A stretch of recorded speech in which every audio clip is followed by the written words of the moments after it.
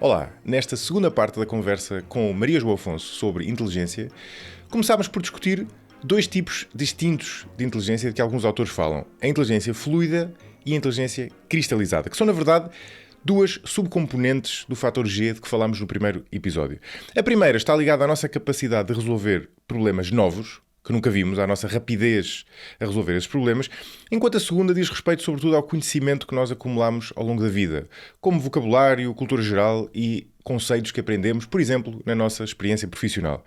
Falámos também sobre o que é que influencia mais a inteligência das pessoas, se são os genes ou o ambiente, aquela eterna discussão nature versus nurture, sobre críticas às medidas de inteligência convencionais de alguns autores, sobre o chamado efeito Flynn, de que talvez já tenham ouvido falar, em que o QI médio das populações foi aumentando ao longo das décadas, sem se ter uma explicação, pelo menos consensual para isso, ao mesmo tempo que, no passado mais recente, parece estar a regredir, e também sobre isto existe uma grande discussão. E, finalmente, falámos sobre a relação entre inteligência e traços de personalidade, e sobre a relação entre dois termos que parecem a mesma coisa, mas na verdade são bastante diferentes: inteligência e racionalidade. Espero que gostem. Voltamos no próximo episódio daqui a 15 dias. Até lá.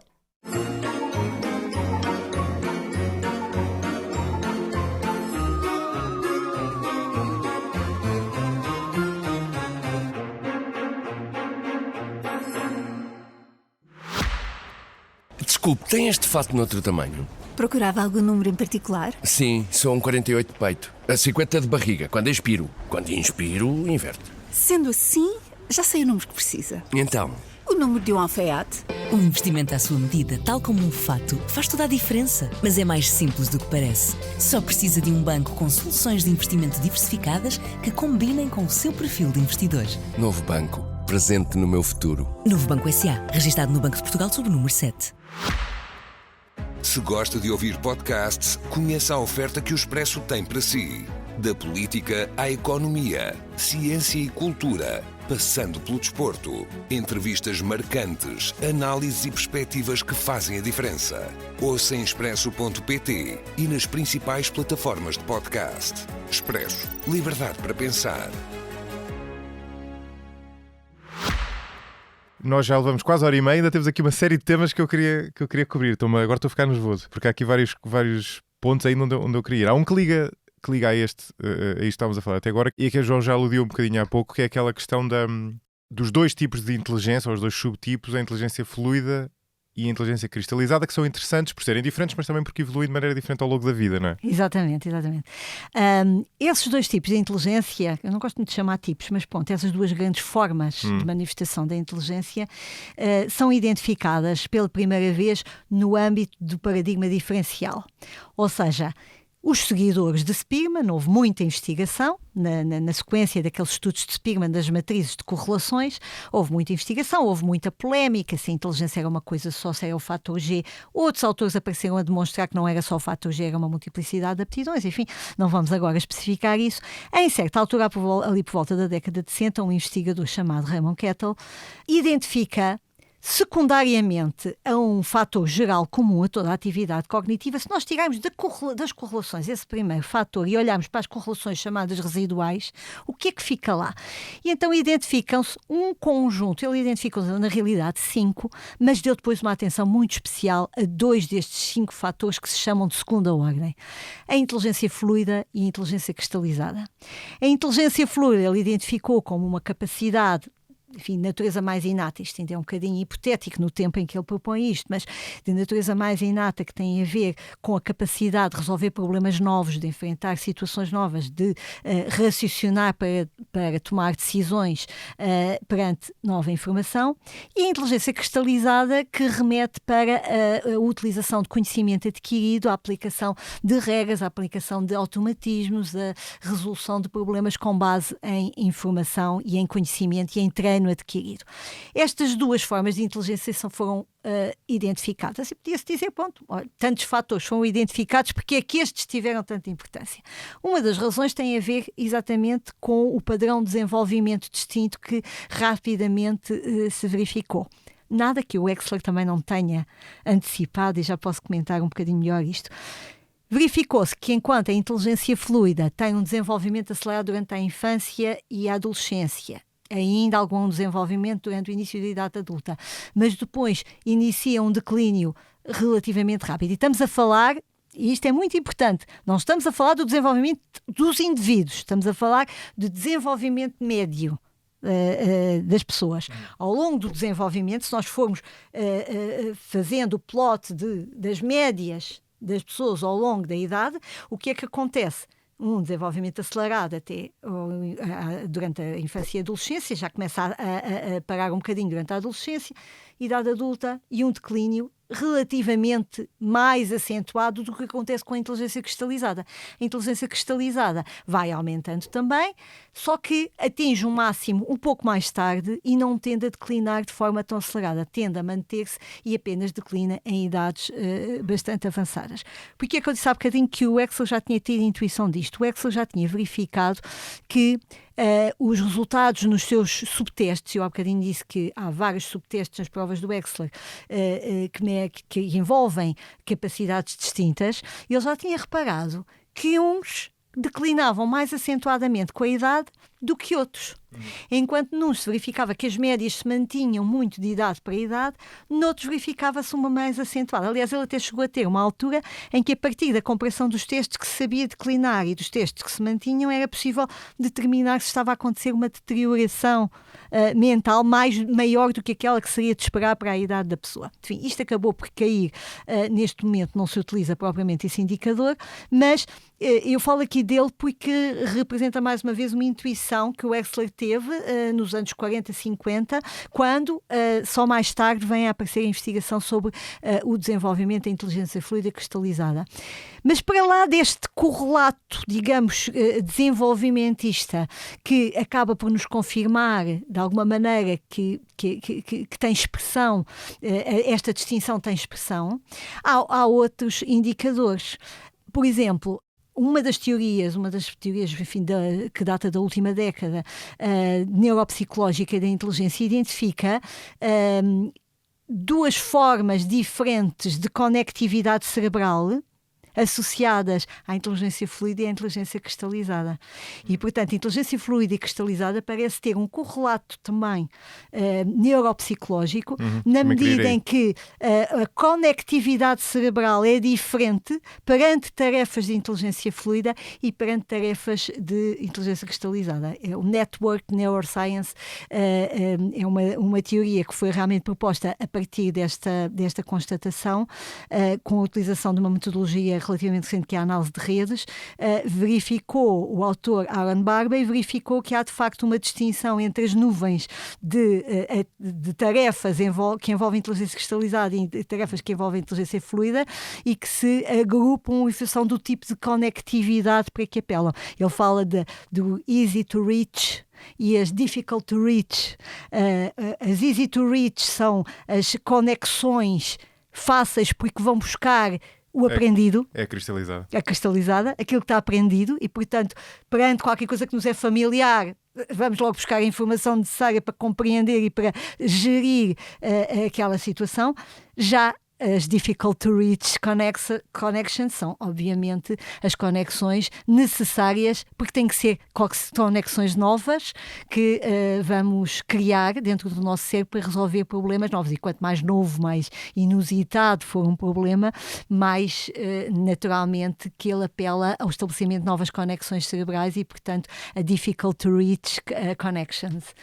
Portanto, esta verificação de que há correlatos, quer a nível do estudo do desenvolvimento, quer a nível do estudo neuropsicológico, sem dúvida que vem dar um apoio bastante grande. E depois encontram-se muitos outros resultados de investigação em que a inteligência fluida e a inteligência cristalizada funcionam realmente, apresentam resultados de natureza diferente. Só para esclarecer uma coisa, estas duas dimensões, a inteligência fluida e a inteligência cristalizada, são como que duas dimensões do fator G? É como nós, em vez de extrair um fator, extraímos dois? Ou são para lá do fator G? Ora bem, isso é polémico. Eu achava que era uma pergunta fácil. Tudo é polémico. Vamos lá ver. O mais aceito modelo dimensional, estrutural da inteligência humana chama-se CHC, porque toma o nome de 3 autores que, de forma independente e complementar, chegaram a este modelo, que é Kettle, o Raymond Kettle, que foi o primeiro a falar do GFGC, Horn, que chegou a estes conceitos de forma independente, mas depois acabaram por se juntar em termos de investigação, e Carroll. Carroll é um autor curioso que resolve fazer um dos estudos, se calhar arriscaria dizer que deve ser dos mais vastos estudos de toda a psicologia, porque no final da década de 80, início da década de 90, resolve pegar em todas as matrizes fatoriais, ou em quase todas as matrizes fatoriais que tinham sido analisadas através da análise fatorial. Só que um reparo, a análise fatorial foi o método de análise estatística que derivou do método inventado pelo Spearman para analisar a matriz de correlações. No início desta conversa referi-me ao método das equações tétradas. Esse método deu origem a uma série de métodos multivariados de hoje, mas em particular um método que foi extremamente importante para identificar as grandes dimensões das diferenças individuais no domínio cognitivo e também no domínio da personalidade, que é o método de análise fatorial. E este método de análise fatorial permite exatamente... Também veio da psicologia? Sim, o método de análise fatorial vem das equações tétradas. Que é muito usado também nas ciências sociais. Exatamente, e foi depois elaborado pelo Thurston nos Estados Unidos. Portanto, o primeiro foi o Spearman, depois o Thurston elaborou o método de análise fatorial como o conhecemos hoje, tem menos a ver com o método das equações tétradas de Spearman, que era muito primário.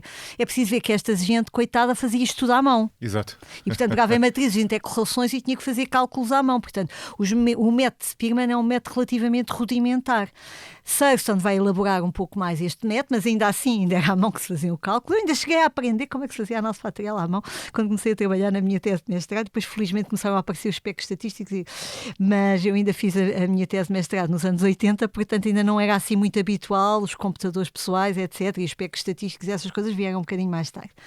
O Kettle, o Horn, utilizaram a análise fatorial, identificaram GF e GC, mas Carroll fez uma coisa fabulosa. Quer dizer, quem é que se lembra de pegar em mais de 400 conjuntos de dados dos estudos que tinham sido feitos? Portanto, ele andou a recolher as bases de dados de que se partiu para os estudos ao longo de 60 anos para aplicar o mesmo método a bases de dados com testes diferentes, amostras diferentes, idades diferentes, países diferentes.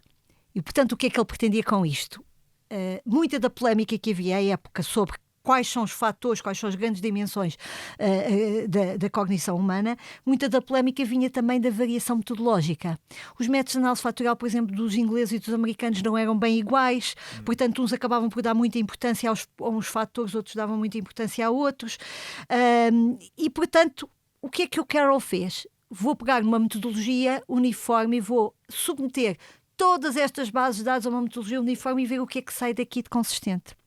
E o que é que saiu de consistente? Uma estrutura com 3 estratos. Ele chama esta estrutura a teoria dos 3 estratos. O que está no primeiro estrato, ao contrário do que se possa esperar, são opiniões mais específicas. Portanto, podíamos pensar, ele em primeiro lugar põe o G. Não, ele tem uma matriz americana, os americanos tendem a dar mais importância à multiplicidade de fatores. Portanto, temos uma multiplicidade de fatores. Esses fatores, no entanto, são correlacionados entre si e permitem, num nível intermédio, encontrar um conjunto, enfim, de número diferente de umas bases de dados para outras, portanto, uns estudos para outros, mas de cerca de 8 a 12 aptidões de nível intermédio. E quais são as duas mais importantes? Fluida e cristalizada, de forma muito sistemática ao longo de todos os estudos. 2 das 8, é isso? 2 das 8, Okay. ou 10, ou 12, porque consoante os estudos podem aparecer sim. um número variável. Sim. Finalmente, estas várias aptidões não são independentes. Não sendo independentes, pode-se também fazer uma matriz de correlação delas e fazer uma análise fatorial de terceira ordem. E nesta análise fatorial, o que é que emerge? O fator G. Só que este fator G, não imaginemos uma hierarquia com o fator G lá no meio, no cimo. Não, o fator G está puxado à banda, está puxado à esquerda. Significando isto o quê? Que GF é mais saturado em G, GC é um bocadinho menos, mas ainda é muito saturado em G, e à medida que vamos caminhando nestas aptidões de segundo nível, elas vão sendo cada vez menos saturadas em G. Daqui vão emergir várias perspectivas. Uns investigadores dizem que a correlação de GF com G é tão grande que GF é exatamente o mesmo que G. E, portanto, para eles, a inteligência fluida aquele fator lá no cimo não faz sentido porque inteligência fluida é o que há para dizer sobre o fator G. A correlação é tão elevada que é a mesma coisa. Outros autores dizem que não. O próprio Carroll, por exemplo, defende que a entidade que resulta das correlações entre os fatores de segundo nível tem razão de ser, razão de existir e confere uma explicação acrescida das diferenças individuais na cognição humana, além de que, pelo que já vimos de tudo o que falámos aqui, tem algum valor preditivo relativamente a todo um conjunto de critérios. Portanto, para alguns a inteligência fluida é realmente o pináculo da inteligência humana, a inteligência fluida e a cristalizada, mas representando a fluida, aquela que representa a capacidade de resolver problemas, de enfrentar situações novas e ser flexível e ser capaz de resolver esses problemas. Para outros há qualquer coisa acima. Portanto, quando perguntas GF e GC, se GF, depende um bocadinho. A importância que se dá depende. Há realmente os autores que consideram que G, aquela entidade superior, digamos assim, acima da hierarquia, representa qualquer coisa que vale a pena reter. Outros pensam que o que temos é um conjunto de aptidões diferenciadas, das quais a primeira tem uma importância particular, a primeira e a segunda. Eu queria ir ao papel da genética, do ambiente, etc., que curiosamente ainda não fomos, mas antes disso, até porque acho que é uma boa ponte, queria lhe perguntar o que é que diz a investigação quando tenta explicar a inteligência. Não é? E há este nível mais profundo de explicar a inteligência com estes fatores, mas há um nível intermédio que é nós tentarmos olhar para as pessoas e, através de exames, tentar perceber que substratos cerebrais é que existem de inteligência e como é que eles prevêem maior inteligência. E aqui entram em jogo uma série de coisas como questões como a memória do trabalho, a velocidade de raciocínio, entra aquela hipótese que eu acho muito interessante da eficiência cerebral, né, que no fundo diz que as pessoas mais inteligentes, na verdade, são as que têm menos esforço para fazer várias tarefas. Não é? O que é que esta investigação diz? Ou seja, quando se tenta olhar para o cérebro das pessoas, não é? E aqui quando eu digo para o cérebro, não, já se percebeu, e a João disse e sabe já várias vezes, que estamos sempre a falar de fenómenos que se passam no cérebro como um todo, não é? Portanto, não é aquela coisa antiga, como se pensava antigamente, que é uma zona do cérebro, não é? Mas quando se tenta olhar para o cérebro de diferentes pessoas, o que é que se vê nas pessoas mais inteligentes, digamos assim? Para já é importante dizer, a nível do funcionamento cerebral, vê-se diferenças individuais. Portanto, observam-se diferenças individuais na conectividade. Por exemplo, quando se põe as pessoas a resolver tarefas como testes de fator G, isso monitoriza o funcionamento cerebral através de ressonância magnética funcional. Isso. Não há um padrão de funcionamento uniforme para toda a gente. Não, isto é sempre tendencial, claro. Pronto, claro, é sempre tendencial. É. O que a investigação da ressonância magnética funcional permitiu foi, através de meta-análise de numerosos estudos, chegar a uma identificação das zonas mais envolvidas. É verdade que eu disse que não há localização cerebral, que a velocidade de conectividade parece ser mais importante, a velocidade e a eficiência da conectividade parece estar e está mais correlacionada com os indicadores de inteligência medida do que esta ou aquela localização. Esse é um dado de investigação absolutamente certo, e isso que disse há bocadinho é verdade.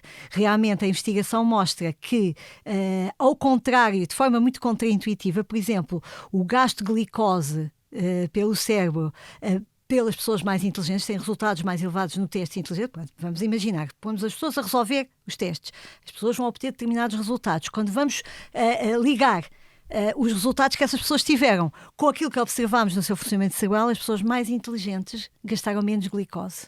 Portanto, a taxa de consumo da glicose pelo cérebro é menor. A conectividade foi menor.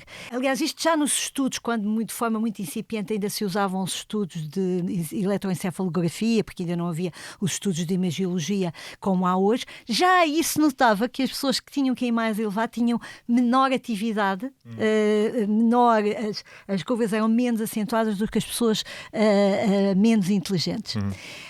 Outra coisa e fazendo já agora, fazendo aqui uma analogia muito simples com um carro, as pessoas mais inteligentes, o que sobressai não é terem um motor mais potente, é consumirem menos litros de gasolina por 100 km. No fundo é um bocado isso. No fundo é isso. Ou seja, a ideia é de que, e isto tem muito a ver com as concepções atuais de inteligência, e eu há bocadinho referi-me a alguns conceitos tradicionais, ainda falámos das concepções atuais. As concepções atuais apostam muito na ideia de que a pessoa inteligente é a pessoa que faz uma adequada gestão de recursos. Exato. É a pessoa que se move com flexibilidade, e que em função do contexto, com flexibilidade, gera os seus recursos, considerando enfim, ganhos prováveis, custos prováveis, etc. E, portanto, esta capacidade de gerir os seus próprios recursos e os recursos do meio e a flexibilidade de resposta aos desafios do meio é aquilo que se considera ser hoje a inteligência. E que, no fundo, é engraçado, veio aqui ter um bocadinho. As pessoas mais inteligentes, com resultados mais altos nos testes de inteligência, tendem a fazer menos esforço.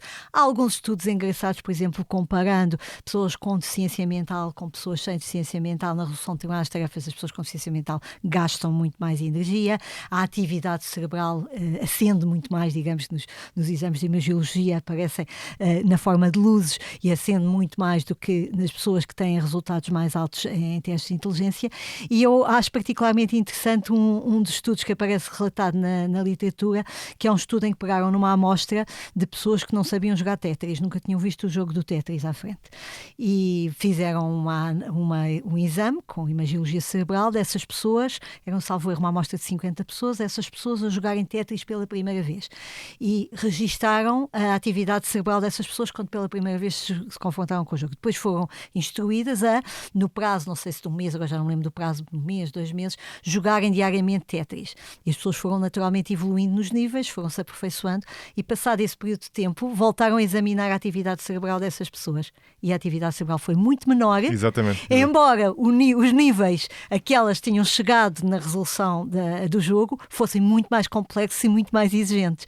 Portanto, este é um dos estudos que me parece particularmente ilustrativo de que o treino, isto vai ter um bocadinho a questão que pretendia, que o treino e que há a possibilidade de treino e há a possibilidade de modelação a partir das experiências, da modelação da capacidade de resolução de problemas e, portanto, que a genética não é tudo, embora a genética também seja importante. Bem, há aqui 2 exercícios diferentes, não é? Uma coisa é comparar diferentes pessoas e aí nós encontramos essa correlação de pessoas mais inteligentes são mais eficientes no sentido em que o cérebro requer menos esforço para a mesma tarefa e podemos observar o mesmo em nós próprios, que era o exemplo que a João estava a dar. Exatamente. E que eu acho que qualquer pessoa que nos esteja a ouvir reconhece isso na sua própria vida. Quer dizer, qualquer tarefa que nós façamos no início custa-nos muito mais do que mais à frente, sendo que se nós compararmos, não só nos custa menos, mas também estamos melhores, porque ao mesmo tempo temos mais experiência. Porque, entretanto, desenvolvemos muitas vezes alguns automatismos. Exatamente. Que são uma espécie de atalhos que nos permitem...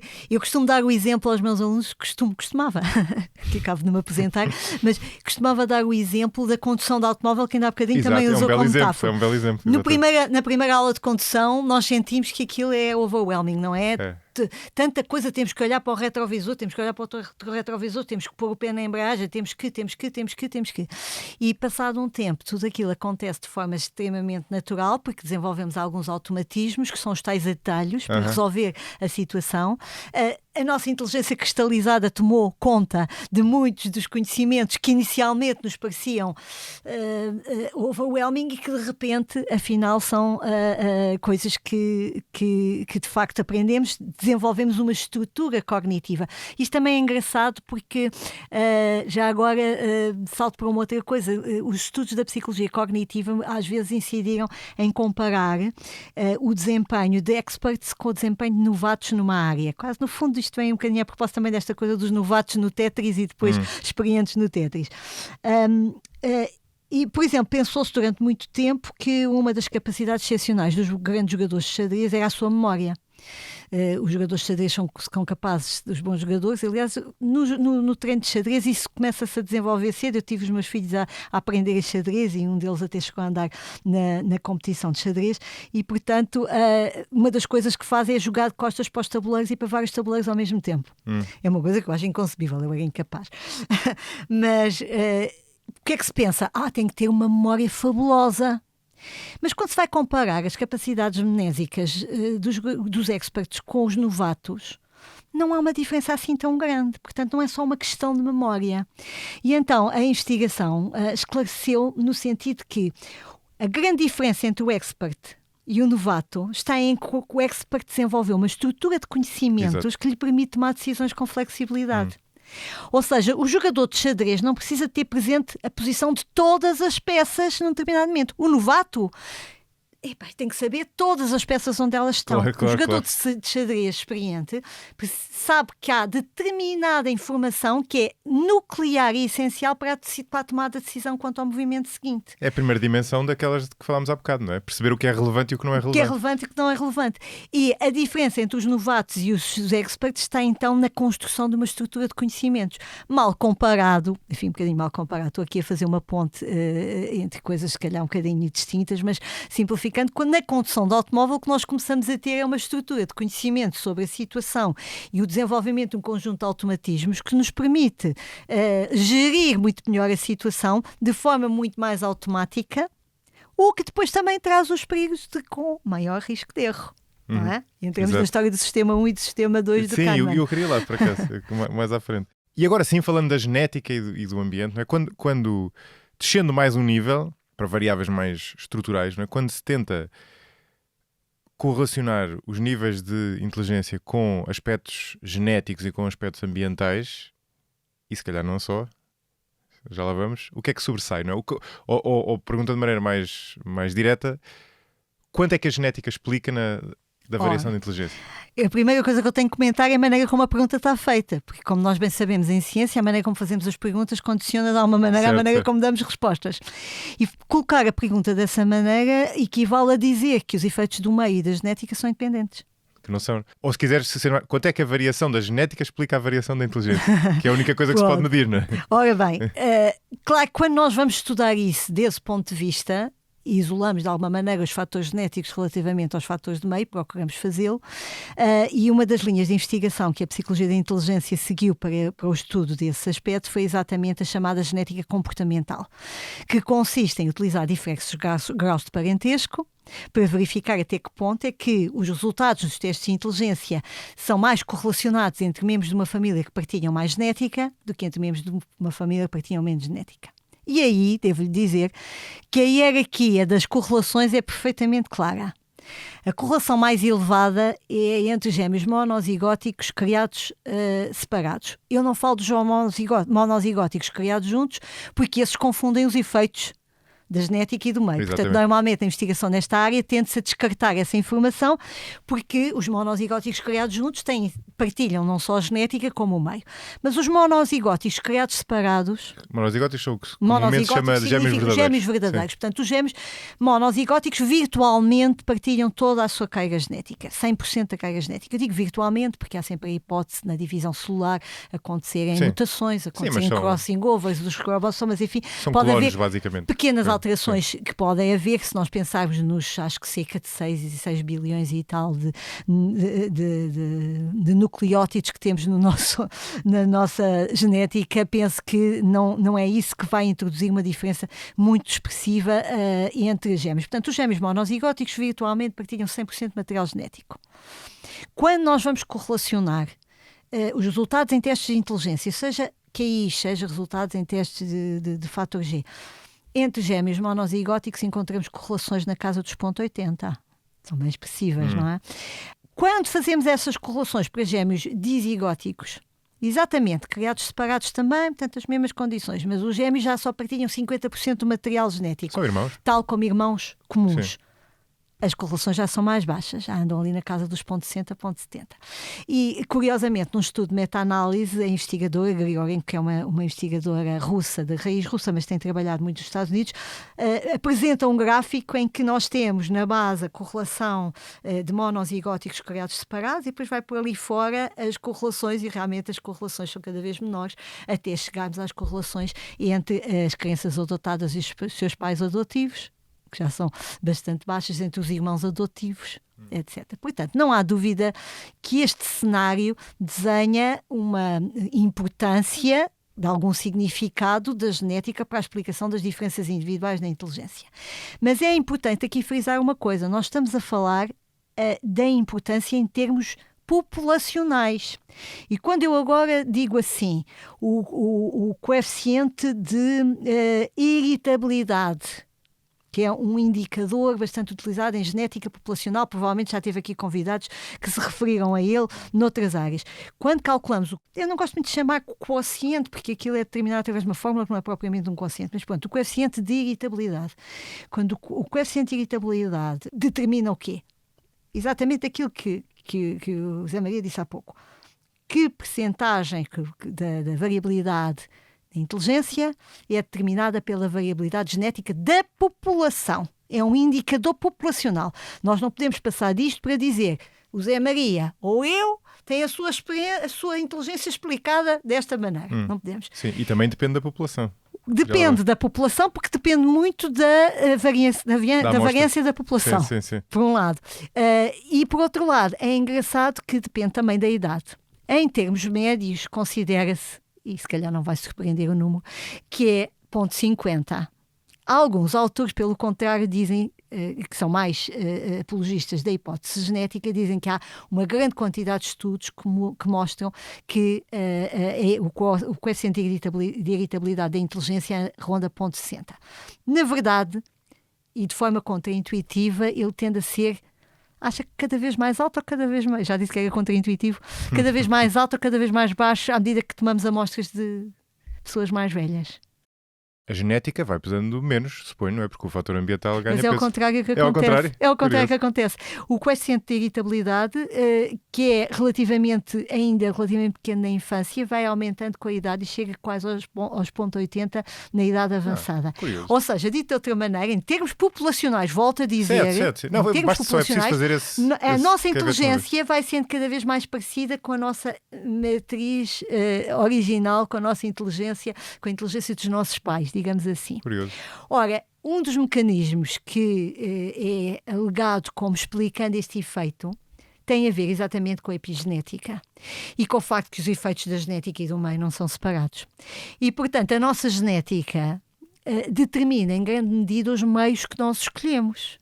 Mas isso determina desde o início. Não tanto na infância. Repare que os meios em que se move na infância são sobretudo determinados por fatores mais ocasionais. Por exemplo, não escolheu a família em que nasceu. Mas a família partilha a genética. Sim. Mas podemos ter fatores sociais como a escola, etc.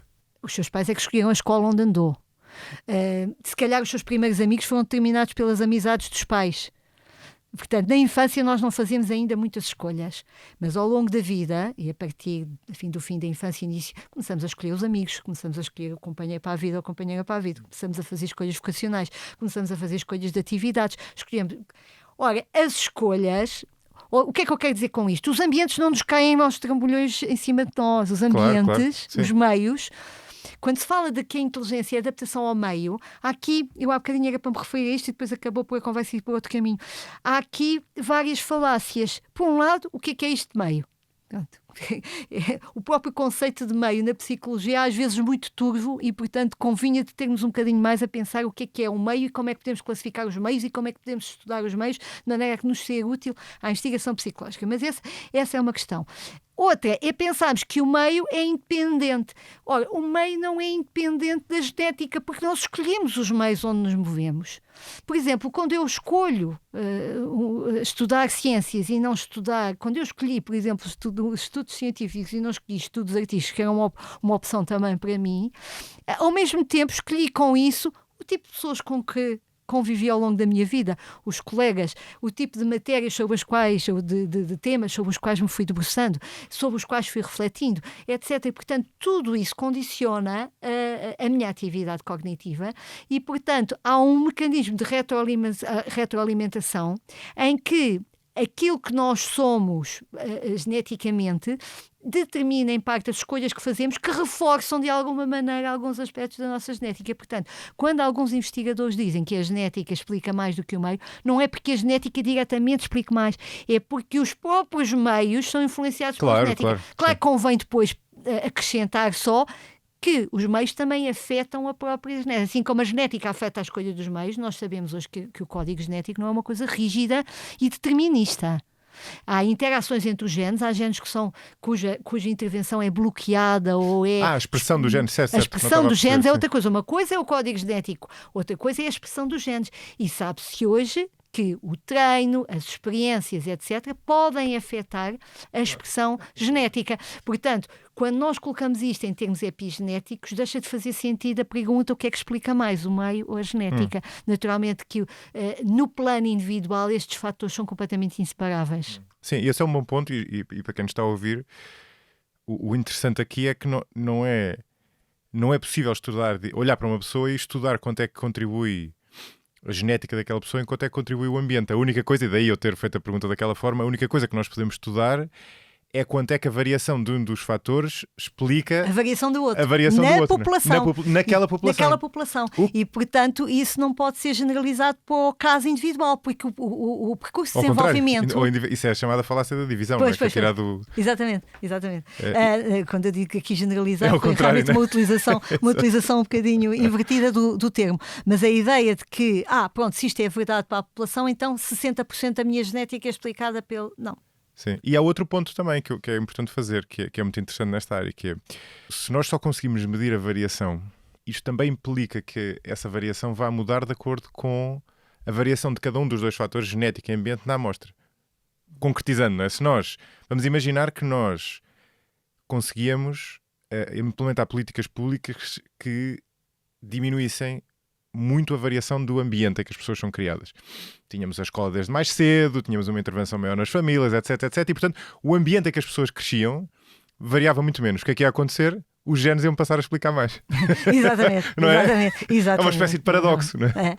De repente parecia que isto era tudo determinado pelos genes. Pronto, e se fizermos ao contrário, o ambiente passa a... Quase que se posso dizer que se um investigador nesta área não for honesto, consegue manipular os resultados em função das características das amostras para chegar às conclusões que pretende. Porque, de facto, é uma área um bocadinho delicada por essa razão. Mas, portanto... Mas eu não percebi, João, já agora desculpe só interromper. Eu acho que não percebi bem porque é que a genética vai determinando mais à medida que nós vamos envelhecendo. O que é que acontece? Porque à medida que nós vamos tomando decisões e que vamos acumulando experiência, a experiência é cada vez mais determinada pela nossa natureza biológica. Ou seja, vai havendo um certo mecanismo de retroalimentação. Sei lá, eu interesso-me por ciência. À medida que eu vou interessando-me e mergulhando em meios científicos e falando com cientistas e lendo sobre ciência, etc., isso vai desenvolver em mim determinadas competências, por exemplo, necessárias para a investigação científica, mais do que se eu tivesse exposta a outros ambientes, a outros meios que me desenvolveriam outras competências ou outras capacidades. Portanto, há um certo mecanismo de retroalimentação que vai, como alguns autores falam, não é um efeito aditivo, é um efeito multiplicativo. E é por isso que é um efeito que nós não podemos predizer a partir de onde é que se vai parar no plano individual, ao nível individual. É muito difícil porque este é qualquer coisa que acontece no aqui e agora do desenvolvimento a cada momento. E provavelmente a pessoa... Nas sociedades modernas, nós no início estamos expostos a fatores ambientais externos, como lá está a escola pública, vamos supor, ou a escola pública, pode não ser pública, mas a escola obrigatória, e depois, a partir dessa altura, já estamos mais por nossa conta e os genes vão se expressando mais. Os genes e depois... Enfim, agora não vamos entrar para isso, não era outra conversa, mas o próprio fator aleatório. Sim, também temos que perceber um bocadinho que isto é um caos. Que também exatamente, aliás, há um número... Nós, como cientistas, queremos acreditar que há ordem no caos, mas no fundo tudo isto é um caos, não é? E vamos parar aos sistemas dinâmicos. Exatamente. Há um número engraçado que é... Eu acho que vi isto citado no livro do Steven Pinker, salvo erro, que é... Ele dizia que a correlação, acho que era inteligência, não tenho a certeza, talvez seja em personalidade, entre gêmeos monozigóticos criados na mesma casa, não é 100%. Pois. Não, ou seja, isso também é importante. Portanto, mesmo não é próxima de um. Não é próxima de um. Portanto, mesmo em pessoas em que o fator genético e o fator ambiental são teoricamente iguais, há ali muito que fica por explicar por uma coisa. Mas pronto, isso era outra conversa. Eu tinha aqui umas coisas que ainda queria falar. Há uma que falámos no início, que é... as críticas que são feitas a estas noções de inteligência. Portanto, é esta noção de inteligência medida, por exemplo, pelo QI ou pelo fator G, que está muito correlacionado com os resultados escolares, e há muita gente que critica estas medidas de inteligência como sendo, no fundo, medidas ocidentalizadas da inteligência e que não têm correlação com a inteligência como nós observamos, por exemplo, em determinadas tribos, que são claramente muito funcionais naquele ambiente, mas que depois não respondem bem perante estes testes, não é? Exatamente. Eu tenho estado aqui a incidir mais por inerência da importância que tem no desenvolvimento da investigação sobre a inteligência, tenho estado a incidir mais na perspectiva diferencial, mas na verdade, como eu já fiz uma alusão mais atrás, pode-se identificar 7 grandes paradigmas de investigação, não vou estar a enumerá-los, já tocámos aqui em vários deles, já tocámos no biológico, já tocámos no cognitivista, mas o José Maria está agora a tocar num importante que ainda não foi aqui focado, que é o paradigma antropológico e também o paradigma sociológico. Aqui ligo-os um bocadinho porque eles aparecem bastante ligados. Uma das grandes críticas dos autores que põem em causa a noção de G e a importância que realmente ela tem para predizer o sucesso, de uma maneira geral, é exatamente a de que o fator G prediz a eficiência em tarefas e em contextos que apelem para a capacidade de analisar problemas, de conceptualizar, de resolver problemas lógicos, para o pensamento convergente, no sentido em que parte de um conjunto de dados para chegar a uma resposta que é convencionalmente correta, que é o que acontece nos problemas matemáticos, etc. Mas que o fator G não tem qualquer poder para predizer o sucesso dos indivíduos em outras esferas da vida. Isto é em parte verdade, em parte não é. Quer dizer, por um lado, já relatei aqui que a capacidade geral, a capacidade cognitiva geral tem de facto correlatos importantes em muitas áreas da vida e não é para se deitar fora. Mas mesmo os próprios Sternberg também não penso que eles não defendem que se deite fora e que se ignore. O Sternberg é um dos autores mais críticos relativamente ao fator G e muita da crítica dele vem exatamente do estudo da inteligência em muitas outras culturas. E uma das verificações que se faz é que aquilo que está subjacente à definição de inteligência em diferentes culturas tem a ver com aquelas que são as competências necessárias para se adaptar bem nessa cultura. Lá está a adaptação. Portanto, se nós mantivermos até a mesma formulação do construto, percebemos imediatamente que a dependência relativamente ao contexto é imensa. É curioso que quando os investigadores procuraram comparar, em 1921 chegaram a uma definição consensual de inteligência e em 1986 fez um novo simpósio para se tentar chegar à nova definição de inteligência, é curioso que houve mudanças, 50% das definições sobrepunham-se, mas houve mudanças e uma das mudanças importantes que apareceu nesta segunda, apareceu a psicologia cognitiva, os processos mentais como parte da inteligência, aparecia na segunda e não aparecia em 1921, aparecia em 1986, evidentemente, mas apareceu outra coisa, foi a de que a inteligência não pode ser entendida fora de um contexto. Portanto, a ideia de que o contexto é importante para a inteligência é crucial em todo o desenvolvimento e investigação da inteligência daí para a frente. E, portanto, nesta linha, Sternberg e seus colaboradores foram por esse mundo fora procurar concepções de inteligência e chegaram à conclusão que as concepções são muito diferentes. Um dos exemplos clássicos é o exemplo da tribo Kpel, da Nova Guiné, na qual, se nós pusermos 20 objetos em cima da mesa e pedirmos para eles classificarem esses objetos, eles classificam-nos funcionalmente e não taxonomicamente como nós fazemos. Portanto, eles classificam a faca com a peça de fruta, porque eu preciso de uma faca para cortar a peça de fruta e para a comer. E se nós perguntarmos a esses mesmos indivíduos como é que uma pessoa pouco inteligente os classificaria, punha as frutas todas juntas e os instrumentos todos juntos. Que era aquilo que nós faríamos. Claro, a pessoa pouco inteligente é criar as categorias, não é? Nos nossos testes de inteligência, o que há de comum entre uma maçã e uma banana são ambas peças de fruta. E este é que é a resposta certa e que é cotada com um ponto, porque é a resposta que evidencia a capacidade de estabelecer relações entre ideias. Portanto, isto mostra que diferentes culturas, em função das necessidades que há de desenvolver diferentes competências para as pessoas se adaptarem a elas, naturalmente desenvolvem diferentes concepções de inteligência. Isto depois tem implicações bastante grandes. Uma das implicações é: será legítimo considerar que as teorias da inteligência desenvolvidas no mundo ocidental se aplicam também noutras culturas? Por exemplo, Piaget defendia a universalidade dos seus conceitos. Os psicólogos cognitivistas também defendem a universalidade dos processos, que os processos têm a ver com o funcionamento cerebral, o funcionamento cerebral tem a ver com as conectividades neuropsicológicas que nos são disponíveis no nosso cérebro humano e, portanto, considera-se também haja alguma universalidade ou transversalidade cultural desses aspectos. Mas depois há todo um mundo de aspectos que são realmente contextualizados em função da cultura. E, portanto, uma primeira implicação é: será que as teorias se aplicam? E se as teorias não se aplicarem, os instrumentos de avaliação servem? Podem ser transpostos? Eu posso desenvolver um teste de inteligência na Europa e ir aplicar num país da África? E será que as diferenças individuais expressam diferenças individuais no mesmo construto? Ou será que, por eu mudar de cultura, estou a medir outra coisa diferente? Portanto, esta contextualização tem essa implicação. Mas tem outras implicações importantes e que acho que têm a ver com coisas que nós já falámos aqui hoje. Por exemplo, se a concepção implícita de inteligência de uma determinada comunidade, que seja minoritária num determinado país, for uma concepção diferente da concepção dominante na escola, o que acontece é que as crianças são socializadas para desenvolver e para valorizar determinadas competências em detrimento de outras. Estas crianças chegam à escola e aquilo que a escola, que o professor, que a professora, que é um ser humano e, portanto, tem as suas próprias concepções implícitas de inteligência e está imbuído de um programa que está contaminado das concepções de inteligência de um determinado país e cultura. Quando a criança chega lá e foi socializada com uma valorização de outras competências, é muito natural que haja um desajuste.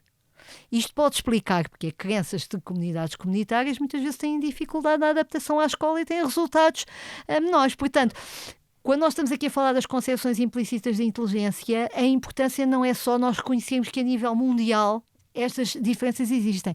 Na verdade, estas diferenças nas concepções implícitas de inteligência também existem em cada um de nós e estão por detrás da concepção dos programas escolares, estão por detrás das práticas educativas, etc. E, portanto, a forma como as crianças são socializadas, quando elas são socializadas numa concepção de inteligência compatível e harmoniosa, e isto está estudado, portanto, não é simplesmente especulativo, quando existe uma compatibilidade ou uma harmonia, uma coerência entre a concepção implícita de inteligência que socializou aquela criança nos seus períodos primordiais de desenvolvimento e a concepção de inteligência que está por detrás dos programas escolares, das práticas pedagógicas, etc., as crianças têm um potencial de adaptação à escola e de sucesso muito maior. Portanto, isto pode estar associado depois às diferenças socioeconómicas nos testes de inteligência, que seria outro tema. Sim. Outro aspecto que põe algumas dúvidas sobre a maneira como nós medimos a inteligência, o que temos falado é o chamado efeito Flynn, não é? Em que em algum momento se descobriu com alguma surpresa que o QI médio da população, a inteligência média da população, parecia estar a aumentar década após década. E fez correr muita tinta sobre o que é que explicava esse fator. No fundo, se tinha que ver com realmente as pessoas estarem a ficar mais inteligentes por melhor alimentação, melhor escola, whatever, ou se era Eu sempre achei que era normal que nós fôssemos ficando mais inteligentes, caso contrário estaríamos nas cavernas. Depois podíamos estabilizar, não é? Podíamos manter como estávamos, não é? Ou se tinha a ver com, no fundo, as pessoas se adaptarem à medição. E depois há uma segunda dimensão interessante no efeito Flynn, que é que ele parece ter revertido mais recentemente, não é? Bom, este efeito de Flynn realmente verificou-se e verificou-se ao longo do século XX e, como diz bem, fez correr muita tinta. Às vezes eu devo dizer que eu até tenho um bocadinho de admiração com o efeito de Flynn, porque ficava um bocadinho zangada quando ia aos congressos de psicologia da inteligência e a proporção de investigações sobre o efeito Flynn era tão disparatada em comparação com outros temas tão interessantes e que apareciam com muito menor representação, que eu comecei a ter um bocadinho de embirração com o efeito Flynn, porque sentia um bocadinho que já era chover no molhado. Mas pronto, isto aqui é uma sensibilidade pessoal que me permite aqui transmitir. Mas pronto, o efeito Flynn sente-se muito, em particular quando se fazem novas aferições dos mesmos testes de inteligência.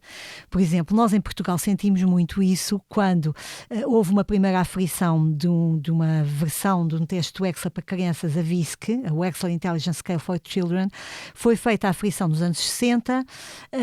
O teste nunca chegou a ser publicado propriamente por uma editora, mas foi publicado um manual desse teste. O autor dessa aferição foi Ferreira Marques e começou-se a utilizar na prática corrente. Portanto, comprávamos o material era comprado à editora americana e depois utilizávamos o manual português, evidentemente, para os testes verbais e para a derivação de resultados, uma vez que ele tinha feito umas normas nacionais portuguesas. Com o passar do tempo, começou-se a sentir que cada vez mais as crianças tinham resultados excepcionais, tendiam a ter resultados excepcionais, sobretudo na parte de realização, que tem mais testes de inteligência fluida, e não tanto na parte verbal, testes de inteligência cristalizada. Portanto, isto tem a ver também com o resultado que a investigação mostra, é que esse efeito Flynn é mais claro na inteligência fluida do que na inteligência cristalizada. Portanto, o aumento tende a verificar-se mais na inteligência fluida do que na cristalizada. Portanto, tornou-se importante estudar este fenómeno na medida em que realmente se verifica que há um aumento, e isto mais aconselha que se tenha o cuidado de renovar as aferições dos testes para que as pessoas estejam a ser comparadas com uma norma atual e não com uma norma desatualizada. Porque às tantas, se existe um aumento, eu estou a ser comparada com a norma antiga, toda a gente é sobredotada. Mas houve então um aumento de inteligência? Claramente, isso nós sentimos na própria VISC. Eu acho que foi uma experiência dos psicólogos que trabalharam durante alguns anos com a VISC. Houve essa experiência, foi-me relatada por vários, de que ao fim dos anos, a VISC foi aferida nos anos 60 e só saiu uma nova edição em 2003. Portanto, durante aquele período, desde 1970 foi quando saiu a edição do manual, até 2003, quando foi publicada pela equipa da Universidade de Coimbra, do professor Mário Simões, fizeram a aferição para Portugal da VISC 3. Nesse período, as pessoas foram sentindo, os psicólogos foram sentindo cada vez mais, sobretudo, que os resultados da parte de realização já não descreviam bem o desempenho da criança quando comparado com os seus pares, mas sim, estava a ser comparado com as crianças da minha idade, não é?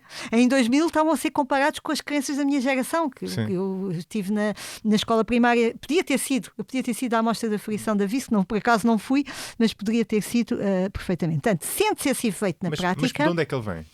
Ora, esse efeito, já agora dizer o que ele é. Consiste num aumento que é um aumento menos gradual do que se esperaria, portanto mais abrupto do que se esperaria.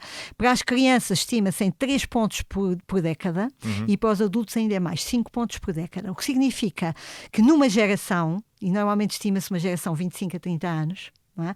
Numa geração aumenta 3 vezes 5, 15. 15 é o desvio padrão da distribuição dos QIs. Já viu o que é? Alguém que tem um QI de 115, agora... Isto é populacional, não é individual. Basta fazer essa advertência uma vez, mas já está. Parece que não, mas é que as pessoas depois tiram ilações individuais disto. Portanto, uma pessoa que tem um determinado desempenho num determinado momento que lhe vale um QI de 115, teria um desempenho na forma do teste seguinte que lhe valia apenas 100. Porquê? Porque a média subiu. E porque a média subiu, o seu resultado comparativamente com a média vai ser mais baixo. Portanto, põem-se realmente questões de ordem prática que têm a ver com a avaliação da inteligência e com a atualização das normas que tem que ser sucessiva. Mas porquê é que aumentou? Mas porquê que aumenta? Vamos então agora às explicações. Claro que a primeira explicação e mais óbvia tem a ver com a melhoria das condições de vida. Naturalmente, a melhoria da nutrição, a melhoria da literacia em saúde, que permite que se evitem mais determinadas perturbações, determinadas doenças. Por exemplo, o planeamento familiar e o cuidado com as doenças genéticas. Algumas das perturbações das deficiências mentais estão associadas, por exemplo, ao cromossoma X frágil e, portanto, ao facto que quando uma informação está codificada no cromossoma X, os rapazes têm mais probabilidade do que as raparigas de apresentarem determinada característica. As raparigas precisam de receber o cromossoma recessivo duas vezes. Os rapazes basta receber no X da mãe. Portanto, as pessoas estão mais informadas e faz-se mais planeamento, há mais possibilidade de evitar. Também mais conhecimento relativamente às medidas perinatais que se podem tomar na sequência, por exemplo, de problemas genéticos ou na sequência de partos que tenham determinadas consequências. Portanto, a informação, a literacia, o conhecimento, naturalmente, que tem vindo a aumentar e é, sem dúvida, uma das explicações. Uma segunda explicação tem a ver com o aumento da complexidade cognitiva. Não tem comparação realmente a complexidade cognitiva, por exemplo, dos conhecimentos que se adquiriam no princípio do século XX, em que as pessoas iam à escola para aprender a ler, escrever, contar e fazer umas operações, e a complexidade cognitiva que até os nossos miúdos de hoje no ensino básico, nos 4 primeiros anos do ensino básico, são já expostos a conteúdos do estudo do meio, a conteúdos de matemática, de pensamento lógico, de teoria dos conjuntos, suponho eu, não sei, então estou um bocadinho a falar de cor, mas a complexidade cognitiva é maior, o estímulo é maior, a exigência é maior, há uma maior procura de desenvolvimento nas pessoas e um maior estímulo ao desenvolvimento das pessoas. Depois há também uma outra explicação, que é a própria atitude de resposta perante os testes é diferente. Os testes, numa certa altura, mais atrasado, digamos assim, era uma experiência que as pessoas não estavam muito familiarizadas, havia mais ansiedade ligada aos testes. Hoje as pessoas estão habituadas a ser avaliadas constantemente. O estar perante um teste não é uma situação tão pouco familiar assim. Nós estamos constantemente nos jogos eletrónicos a confrontar-nos com desafios. As crianças, estou a dar o exemplo dos jogos eletrónicos porque estou a pensar nas crianças, nos adolescentes, que estão perante desafios, e eu há bocadinho não falei, mas também é importante referir aqui a mudança nas práticas educativas. Hoje, a centração dos pais no desenvolvimento cognitivo dos seus filhos, sobretudo nos estratos sociais mais elevados, é muito maior. Fazem-se opções familiares em função de expor as crianças a determinadas experiências. Vamos aqui ou ali, vamos viajar, vamos fazer esta viagem, vamos proporcionar esta experiência, vamos a este parque, vamos àquele sítio. Portanto, o proporcionar experiências desafiantes cognitivamente é uma coisa que faz parte hoje, sobretudo mais em determinados estratos sociais do que noutros, mas é uma coisa que faz parte da educação de hoje. Os pais fazem a vida muito em função do estimular os filhos. Naturalmente que isso depois tem impacto no desenvolvimento. O tipo de brinquedos, o tipo de brincadeiras, a quantidade de jogos pedagógicos que hoje dão às crianças, desde tenra idade, para a descoberta das cores, para a descoberta das formas, até para o pensamento lógico, para o treino da memória, tudo coisas que tradicionalmente eram as bonecas para as meninas, os carrinhos para os meninos, e não havia esta aposta tão grande em escolher os brinquedos de forma os brinquedos, até os próprios livros, de forma a estimular o desenvolvimento cognitivo. Portanto, há aqui uma aposta muito maior nesse sentido. Depois, eu gosto sempre de referir também um outro tipo de explicação. Portanto, temos aqui uma série de explicações do lado do meio. Não é? Já agora ir buscar uma também ao lado da genética.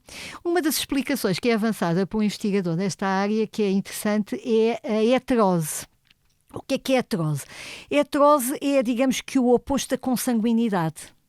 Ou seja, sabe-se que em comunidades muito fechadas, em que existe elevada consanguinidade, o QI médio tende a diminuir. Porquê? Exatamente por causa das doenças genéticas que se tornam mais prováveis. Muitas causas de deficiência mental estão associadas realmente a cromossomas recessivos e, portanto, o facto da consanguinidade aumenta a probabilidade de cromossomas recessivos aparecerem repetidos na mesma pessoa e, portanto, manifestarem-se quando na população geral têm pouca incidência. Agora pensemos na consanguinidade ao contrário. O nosso mundo de globalização multiplicam muito o cruzamento genético. Era impensável há alguns séculos atrás, enfim, excepto um navegador que fosse daqui até à Índia e que pudesse eventualmente deixar por lá a sua semente, a miscigenação entre, eu não quero falar de raças, entre pessoas, por esse mundo fora, entre populações, é muitíssimo maior nos dias de hoje e a própria comunicação à distância, as próprias redes sociais, tudo isso tem vindo a multiplicar as relações que se estabelecem à distância. Ora, o aumento da mistura genética, no entender desse investigador, prova-se estar associado ao aumento da inteligência. Ele consegue demonstrar com a aplicação de modelos matemáticos, curiosamente ele não é um psicólogo que faça investigação empírica, é uma pessoa que vem mais da área das matemáticas, mas consegue com a aplicação de modelos matemáticos demonstrar que à medida que aumentamos a heterose numa população, aumentamos a média dos QIs. E, portanto, esse é um fator também que não é de pôr aqui de lado para explicar o efeito Flynn positivo. Depois, quanto ao efeito de Flynn negativo, também é eludiu. Em primeiro lugar, devo dizer que é muito menos expressivo até agora a quantidade de estudos que o demonstram comparativamente com o efeito de Flynn positivo. O efeito de Flynn positivo já está estudado há décadas e é um efeito já perfeitamente estabelecido. Para o efeito de Flynn negativo já existem estudos, existem verificações desse efeito, mas não tem comparação o número, a quantidade e a segurança que podemos ter nesses resultados. Ainda assim, parece esboçar-se essa tendência que pode estar associada, por exemplo, a que se tenha atingido um máximo. É curioso porque este efeito de Flynn negativo está a acontecer sobretudo em países desenvolvidos. Portanto, é como Países se nórdicos e tal, sim. Exatamente, nos países nórdicos. Portanto, é como se nesses países tivesse chegado ali a um máximo, quase que, não quero dizer possível, mas um máximo que seja mais expectável que nesses países não se mantenha propriamente exatamente no mesmo ritmo e, portanto, se verifica alguma inflexão da tendência. Depois, há outros fatores também interessantes que acho que vale a pena aqui, se calhar, pelo menos aludir, porque não tenho muito tempo, nem a genética é a minha área, e, portanto, é chamada os efeitos disgenéticos. Por exemplo, sabe-se que há uma associação entre nível de inteligência e fertilidade. Quanto menor a infertilidade, maior tende a ser o nível de inteligência. O que tem a ver também exatamente com as práticas de planeamento familiar, com a utilização de contraceptivos, etc. O que é que está acontecendo nas nossas sociedades? O que está a acontecer é que as pessoas têm cada vez menos filhos e têm cada vez os filhos mais tarde. E, portanto, este fator pode estar associado a uma alteração de sentido inverso nas médias. Mas pronto, tudo as isto pessoas mais inteligentes têm menos filhos. As pessoas mais inteligentes têm menos filhos e as pessoas menos inteligentes têm mais filhos. Menor literacia na saúde, menor conhecimento, se calhar menos atenção ao planeamento familiar, etc. E, portanto, isto faz com que aumente a quantidade de indivíduos que, proporcionalmente numa população, demonstram inteligências mais baixas comparativamente aos outros. Isso é interessante. Bem, isto já vai longuíssimo, porque este tema dava para 2 ou 3 episódios. Eu tinha aqui mais 2 ou 3 perguntas que queria fazer. Vou-lhe pedir, eu sei que é difícil, mas concisão na resposta. Uma que é interessante, eu lembrei-me agora, a propósito desse comentário, e isto dava lá está só um episódio, é a relação entre inteligência e características de personalidade. Para quem nos está a ouvir, talvez isto venha como choque, e não tenha ouvido episódios anteriores, mas quem nos está a ouvir e já tenha feito testes de personalidade, por exemplo, em contexto laboral, em contexto de trabalho, quase de certeza que fez um teste que não aquele que é de longe o modelo mais usado da investigação em psicologia, que é o chamado modelo dos 5 fatores. Isto é um paradoxo engraçado. Se nós formos a empresas e organizações em geral, elas fazem testes com uma série de outros modelos que este que é o modelo mais testado na academia, não é? E que basicamente identifica, através, lá está, de uma análise fatorial, 5 grandes traços de personalidade. E eu sei que há investigação que os correlaciona com a inteligência, não é? O que é que diz essa investigação? A relação mais clara entre a inteligência e os 5 fatores de personalidade dá-se com um fator, são as correlações mais altas, dá-se com um fator que, aliás, em tempos chamou-se intelecto. Abertura à experiência, não é? Abertura à experiência, o openness, não é? E, de facto, verifica-se que as pessoas com mais elevado nível de inteligência tendem a ter maior abertura à experiência. Há quem evite agora um bocadinho a designação abertura à experiência, porque às vezes é confundido com a ideia de extroversão. Abertura, a ter muitas experiências, mas isso é outro fator. Estamos a falar de abertura mental, curiosidade intelectual, imaginação, criatividade, gosto por aprender, gosto por compreender de forma profunda os temas. Os ouvintes do 45 graus, no fundo. Exatamente. Não é? Acredito que sim, que sejam pessoas que, se nós fôssemos avaliar a personalidade, teriam o fator de abertura à experiência ou abertura de mente mais elevado. Portanto, a correlação é bastante clara entre esses dois. Também não é de estranhar isso, porque de onde é que vieram os 5 fatores de personalidade? Vieram em grande medida da hipótese lexical. A hipótese lexical é a hipótese de que a língua materna nos vários países, as línguas dos vários países, desenvolvem palavras para designar todos os traços que caracterizam as pessoas. E quando se fez o levantamento das palavras que são utilizadas pelas pessoas em várias línguas, em português, em francês, em inglês, enfim, começou-se naturalmente pelo inglês, porque as coisas vêm mais da investigação anglo-saxónica, naturalmente que apareceu a esperteza, a inteligência, o intelecto, a curiosidade, a capacidade de resolução. Essas coisas apareceram como material de base. Quando depois for estabelecer relações entre aquilo tudo e identificar os 5 fatores de personalidade, esses aspectos estavam, aliás, por essa razão alguns chamaram intelecto a esse fator, porque esse fator se liga realmente com a mente e com a forma como a pessoa utiliza a mente. No entanto, observam-se também algumas correlações com outros fatores. Há uma correlação negativa modesta com a conscienciosidade, Negativa? Negativa, Curioso. mas muito, muito modesta. Uma tendência. Depois há a correlação com o neuroticismo é muito escorregadia, digamos assim, porque a verdade é que nós sabemos que, por exemplo, a depressão e a ansiedade afeta a forma como as pessoas desempenham os testes de inteligência e como enfrentam as tarefas cognitivas. Geralmente está associada a mais baixa autoestima, mais insegurança, mais hesitação. A ansiedade afeta o funcionamento mental também e, portanto, tudo isso concorre no sentido que pessoas que tenham mais elevados sinais de depressão ou de ansiedade tendam a ter resultados mais baixos em testes de inteligência. Portanto, é difícil aqui discernir o que é que vem primeiro, se é a galinha ou o ovo, se é a inteligência que determina o neuroticismo ou o neuroticismo que determina a inteligência, mas seja como for, as correlações são muito, muito pouco claras. A correlação mais elevada, de facto, é essa. Claro que depois, quando põe, eu sei que é concisão, mas que é que é? Estas questões são complexas. Quando me põe, Eu sei que é ingrato. Quando me põe a questão da relação entre a inteligência e a personalidade, se nós entendermos que a cognição está na base das tomadas de decisão do indivíduo, não é? E que todo o comportamento acaba por ser decisão, numa parafernália de vias de resolução. Nós vamos escolher uma.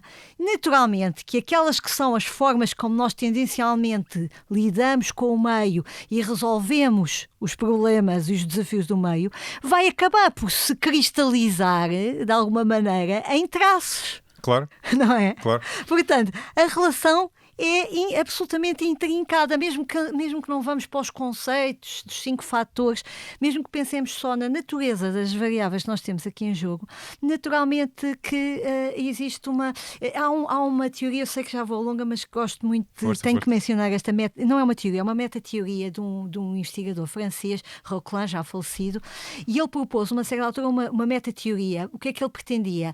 Uma teoria que servisse de matriz ao desenvolvimento das teorias em psicologia. E então a meta-teoria dele é relativamente simples e tem o encanto das coisas simples. A ideia é esta: para cada classe de situações ou de problemas, os seres humanos têm um conjunto de processos disponíveis. Se eu lhe disser, faça uma conta 245 vezes 396, há várias maneiras de atacar esta tarefa. Porque se calhar a mais prática é pegar no telemóvel e fazer a conta. É um dos processos disponíveis. Outro processo é fazer conta no papel. Outro processo, se eu tiver um bom cálculo mental, é fazer a conta mentalmente. Ora, esta disponibilidade de vários processos faz com que nós vamos construindo, a partir da experiência, a partir do nosso desenvolvimento e também na nossa genética, vamos construindo hierarquias de evocabilidade dos processos para as situações.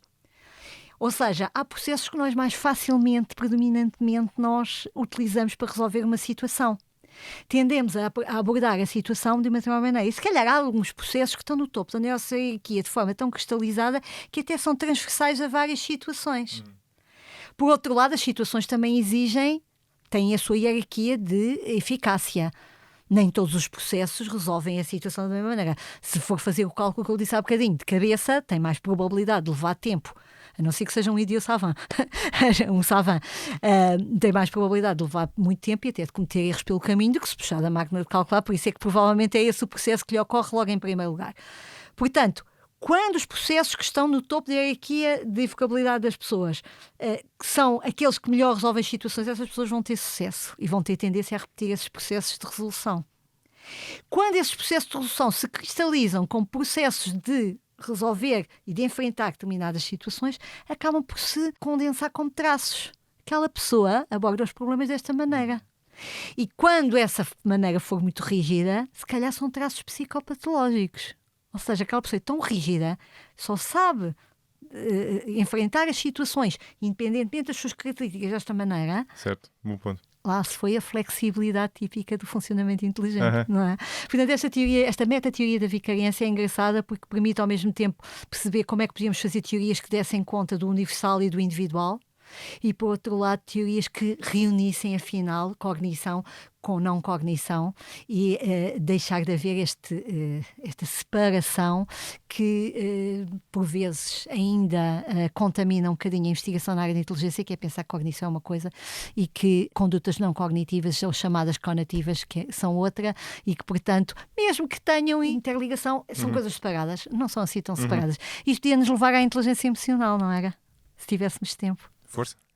Não fiz essa pergunta, mas tinha aqui, que essa é uma boa pergunta também. Não? Pronto, Que é um termo que se fala muito, não é? A inteligência emocional é um conceito relativamente recente que representa as visões já mais atuais e mais integrativas da inteligência o conceito é um bocadinho paradoxal à luz da tradição, porque mistura inteligência com emoção. A inteligência emocional aparece para reunir todo um corpo de investigação que à época havia, ali por final dos anos 80, 90, havia todo um corpo de investigação sobre as competências das pessoas para lidar com as suas próprias emoções e para lidar com as emoções dos outros. Por exemplo, para discernir através da expressão facial as emoções dos outros, para discernir a si próprio as emoções, para compreender como é que as emoções evoluem, umas emoções evoluem para outras e coisas desse tipo. E também, desculpe interrompê-lo, mas também aí há uma crença, acho eu, parecida com aquela que falámos há bocadinho, de que as pessoas boas em humanidades são mais em ciências e vice-versa, não é? Também há a ideia de que as pessoas muito inteligentes em aspectos mais analíticos são fracas em inteligência emocional não e vice-versa. Necessariamente. E já provavelmente não é verdade. Já agora não tivemos tempo aqui também de desbravar um bocadinho os modelos sistémicos, e os modelos sistémicos não defendem propriamente a ideia de que seja uma questão de quantidade. Defendem, sobretudo, a ideia de que a inteligência se manifesta pelo equilíbrio, ao gerir as competências, pelo equilíbrio que a pessoa alcança nas diversas formas de inteligência. Portanto, um funcionamento, uma pessoa inteligente é a pessoa que tira o máximo partido, isto é a definição de inteligência de Sternberg, tira o máximo partido dos seus pontos fortes, consegue compensar ou ultrapassar os seus pontos fracos e gera, lá está a gestão de recursos, gera os seus recursos de maneira a atingir uma melhor adaptação. E aqui isto da adaptação também teria muito que se lhe dissesse, porque a adaptação não é um meio que se impõe, ou a adaptação, ou eu também modifico. Sternberg, por exemplo, defende que o ambiente não se impõe, eu adapto-me ao ambiente ou adapto o ambiente a mim. Quantas vezes tentamos mudar o ambiente, de maneira a mudar o ambiente, modificá-lo, ajustá-lo a nós e não propriamente ajustarmos nós a ele. Portanto, a própria ideia da adaptação aqui também é uma ideia um bocadinho diferente da ideia tradicional da inteligência como resposta a um meio que se impõe a um indivíduo como qualquer coisa que é rígida. Portanto, a inteligência emocional aparece um bocadinho como um chapéu de chuva que vai acolher toda esta investigação e que vai procurar organizá-la numa teoria. E, portanto, os investigadores de inteligência emocional não procuraram propriamente invalidar ou questionar o conceito de inteligência geral. São até bastante cuidadosos no sentido de não beliscar excessivamente esse conceito, apenas dizem que há áreas que os instrumentos da avaliação não abarcam e que são extremamente importantes para a adaptação e para o sucesso dos indivíduos. E a inteligência emocional é então aquela que eles exploram, que é a capacidade do indivíduo de lidar com as emoções, percepcionar, compreender as emoções, gerir as emoções em si e nos outros e, portanto, esta capacidade. De facto, há aqui uma grande polémica que depois se geram. Alguns autores defendem que é um conjunto de competências cognitivas e, portanto, que deve ser avaliado através de testes que avaliam a capacidade, mas quando se avalia a capacidade, alguém tem que definir o que é a resposta certa e o que é a resposta errada. Pois. Isto levanta logo um conjunto de problemas práticos que não há tempo aqui de descrever. Outros investigadores consideram que a inteligência emocional é, na realidade, um conjunto, uma constelação de traços e, portanto, fazem uma avaliação mais a partir de testes de comportamentos típicos, ou seja, de questionários, de inventários, de instrumentos mais tipicamente utilizados na avaliação não cognitiva. É uma das polémicas que se geram-se, no fundo, duas grandes linhas de investigação, uma mais cognitiva, outra mais conativa, que, quanto a mim, só desfavorece realmente o próprio construto que é, pela sua própria designação, integrador e integrativo e que penso que tem toda a riqueza inerente a esse caráter integrativo e sistémico, no fundo, que ele tem. E isto leva-nos ao último ponto que eu queria tocar, que é outra dimensão que vai para lá da inteligência, que à partida está relacionada com ela, mas vai para lá da inteligência, que é a questão da racionalidade. Até que ponto é que a inteligência e a racionalidade estão relacionadas? E isto, para alguém como eu, que ensina pensamento crítico, é obviamente um tema muito relevante, né? E qualquer pessoa percebe que É provavelmente verdade que as pessoas inteligentes tendem a ser mais racionais, mas nem sempre as duas coisas estão casadas, e nós conhecemos muitas pessoas que são inteligentes e não são nada racionais, pelo menos em alguns aspectos da sua vida, não é? Há muitos exemplos atualmente. Há muitos exemplos, exatamente. Não vou dizer nomes.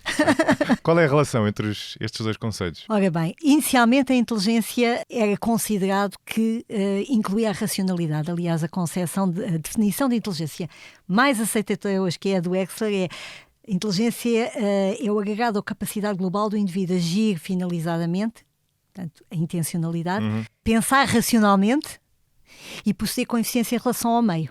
Portanto, temos aqui várias coisas que falámos ao longo da nossa conversa de hoje, entre as quais a racionalidade.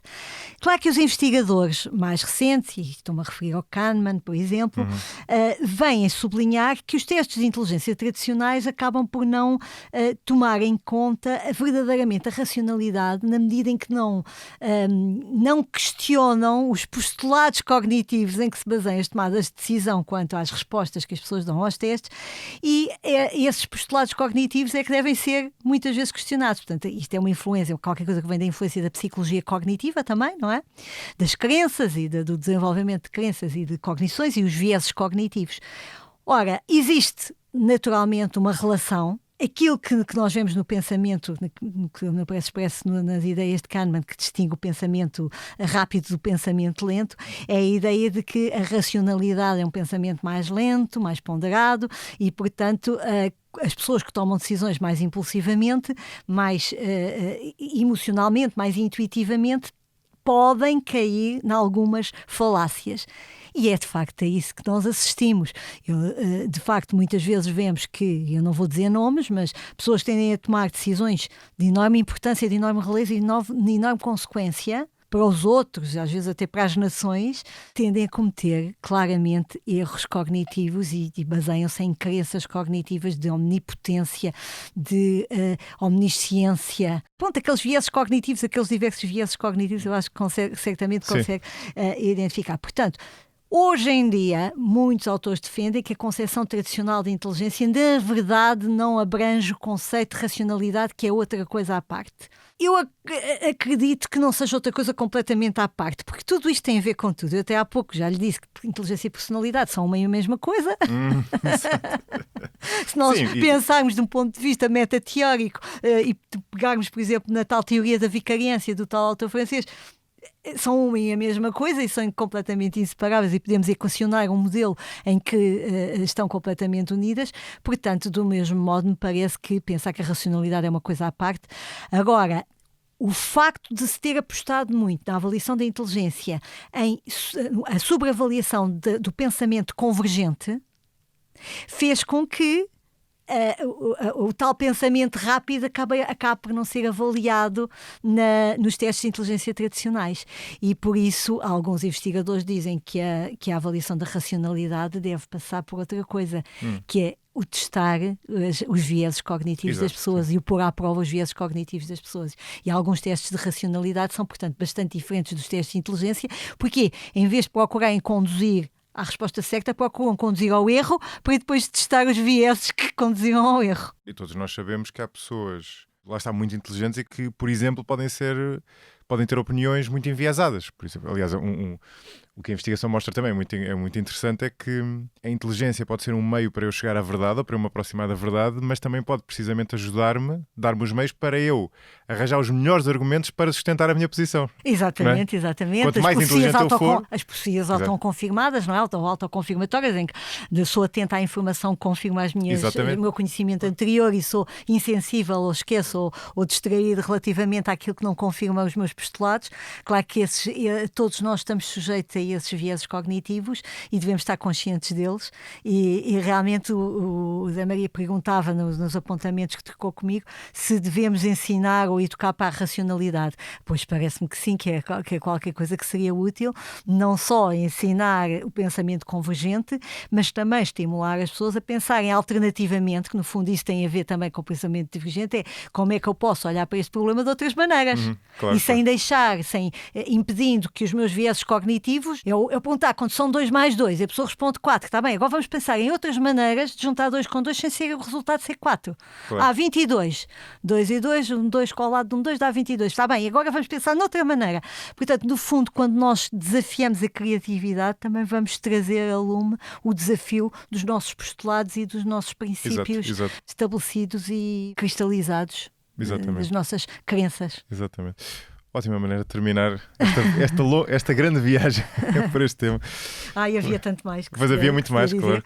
Mas pronto, espero ter correspondido ao seu guião e à sua expectativa. E mais uma vez agradeço a oportunidade que me deu, porque foi para mim um privilégio enorme poder discutir estes temas consigo e fazer parte deste maravilhoso podcast que há muito que sigo com grande admiração. Obrigado por ter vindo. Este episódio teve a sonoplastia de Hugo Oliveira. Ouça e veja outros podcasts em expresso.pt e acompanhe-me em josemariapimentel.pt ou nas redes sociais. Até ao próximo episódio. Desculpe, tem este fato noutro tamanho? Procurava algum número em particular? Sim, sou um 48 de peito. A 50 de barriga, quando expiro. Quando inspiro, inverte. Sendo assim, já sei o número que precisa. Então? O número de um alfaiate.